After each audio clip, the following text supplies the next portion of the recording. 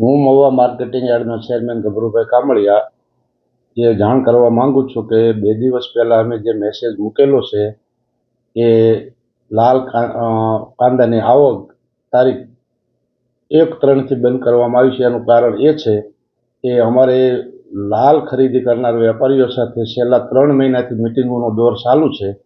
એ લોકોની માંગણી એવી છે કે ભાઈ 55 બારદાનની અંદર ડુંગળી લાવો, અને અમારી માંગણી એવી છે કે ભાઈ જે પ્લાસ્ટિક બારદાનની અંદર ડુંગળી ચાલુ છે એ જ પ્રમાણે તમે આખો. આ વર્ષે ડુંગળીના ભાવ ખૂબ જ નીચા છે અને 55 બારદાન બહુ મોંઘા થઈ ગયા છે. 45 રૂપિયા હાલની બજાર છે અને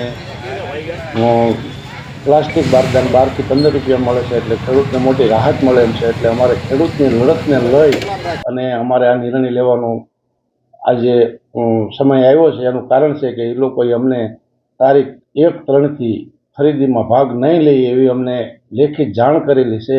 એટલે ખેડૂતનો માલ આવીને યાર્ડમાં પડતર ન રહે એટલા માટે અમે અત્યારે અગાઉથી મેસેજ મૂકેલો છે.